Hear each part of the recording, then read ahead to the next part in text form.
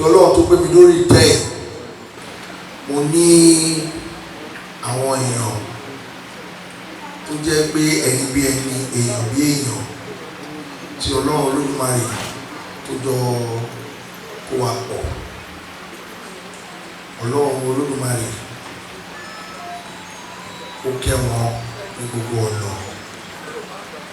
Ìgbà tí Ọlọ́run fẹ́ wá gbé mi sórí ìtẹ́ yìí nípa iṣẹ́ wa, àjọ dá ọ̀pọ̀lọpọ̀ iṣẹ́ pọ̀, ṣùgbọ́n nígbà tí mo ń bọ̀ mo sọ fún wọn pé Ọlọ́run ti ń gbé mi bọ̀ lórí ìtẹ́ yìí. Wọ́n ní ní ìmọ̀-níráyè mójútó gbogbo iṣẹ́ mi mọ̀. Mo ní ohun tí wọ́n dá mi sílé ayé fún rèé, pé gbogbo iṣẹ́ yẹn àfọwọ́bà fi sílẹ̀ pé mo ti ń dúró de Ọlọ́run Olódùmarè pé mo fẹ́ sin ènìyàn, mo fẹ́ sin Ọlọ́run. Orí ìtẹ́ tí mo ń bọ̀ yìí, ìtẹ́ tí mo máa sin ènìyàn, tí mo máa sin Ọlọ́run.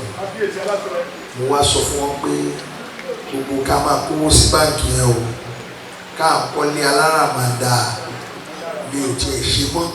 Òun ni wọ́n kọ́ ní pẹ̀lú ẹdún kan tó náà ti gbọ́ owó ẹ̀ ṣe, báwo ló ṣe fẹ́ máa jẹ, ló ṣe fẹ́ máa mú Ọlọ́run wá pèsè. Mo ní ṣe bẹ́ẹ̀ wà bẹ́ẹ̀, mo ní ẹ wà bẹ́ẹ̀.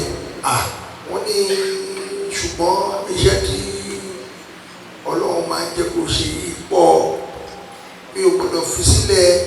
Wọ́n bẹ̀ mí títí, ṣùgbọ́n mo sọ pé tí mo wá gbélé ayé ṣe òní tí mo tún wá ń ṣe ọdún karùn-ún, wọ́n wá tún jọ mí lójú púpọ̀ púpọ̀, torí pé lójoojúmọ́ mi ṣe mọ bí mo ṣe mi ò mọ̀ o, àfọlọ́run Ọlọ́run ló bá mi gbé.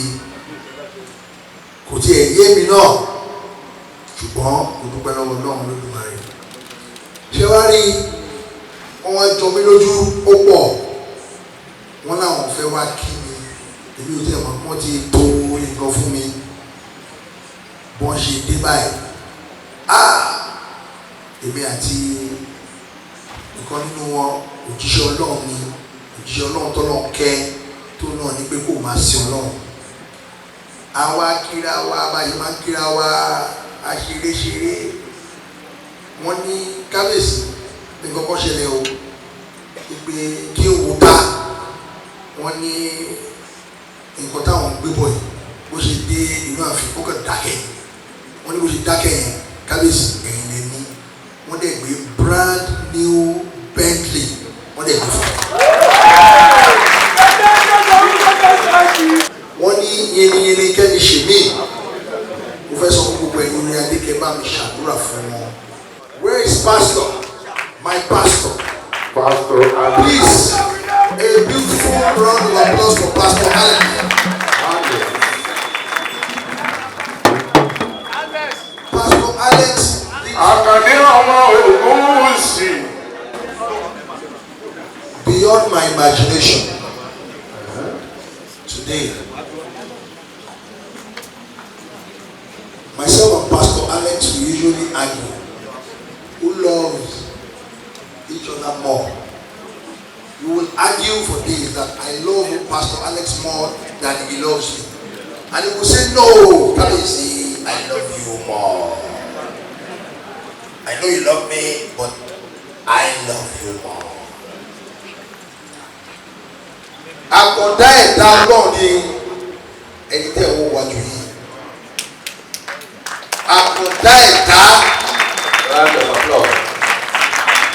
Nígbà tí Ọlọ́run máa bí wọn, wọn ò lè sọ̀rọ̀, wọn gbọ́ kankan. Ṣùgbọ́n Ọlọ́run tìka rẹ̀, inú Ọlọ́run tìka rẹ̀, ó tún wọn dá, ó la wọn nígbà tó ṣẹ̀ṣẹ̀ dàgbà. Wá gbé ilé ayé ṣe nǹkan rere fún wọn, ó sà wọ́n lẹ́sà rere. Gbogbo ẹ̀yin orí adé, mo fẹ́ kẹ́ bá mi dúpẹ́ lọ́wọ́ wọn fún oore tó ń ṣe fún mi lénìí. Ìdí tó yẹ jọ mí lójú ọdún tó kọjá, èmi àti wọn súnmọ́ra púpọ̀ o.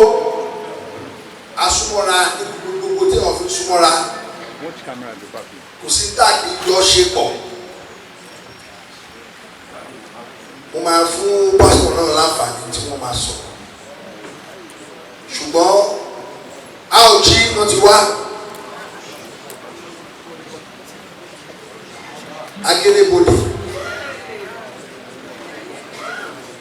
ṣùgbọ́n wọ́n fẹ́ràn mi púpọ̀ púpọ̀.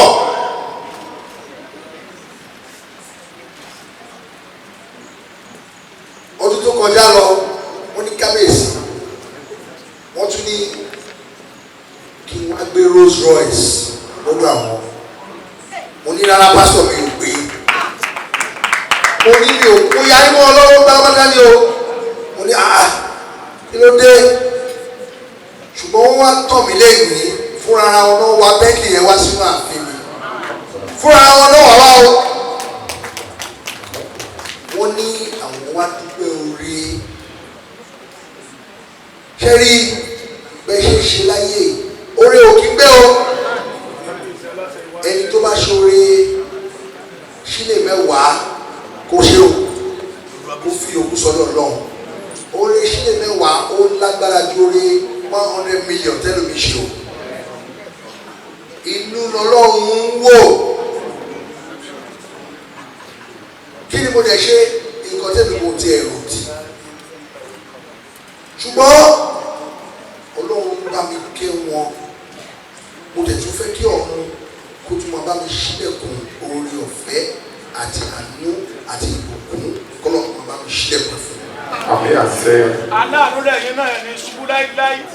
If you had told me to come and pick it in Lagos, you know I would not pick it. You know, because of our relationship. I don't like to take advantage. But you told me you just want to honor me and show appreciation. You want to sow a seed into my life. The way you've sown seed to my life today, heaven will continue to sow seed. This is the throne of our ancestors. All these kings, they got their crown on this throne. With the combination of all these kings, I'm praying for you today. Heaven will continue to open for you. Amen. I appreciate Kabesi. He's a lovely man of God. He's so better than some pastors. He's a man of his word. I'm not better than humble. He's so humble going forward. And that humble me more. Each time I see him, I'm a very sharp person. My prayer is the God that has put him there, that God will let's protect him. Kábíyèsí aláṣẹ èkejì òrìṣà o.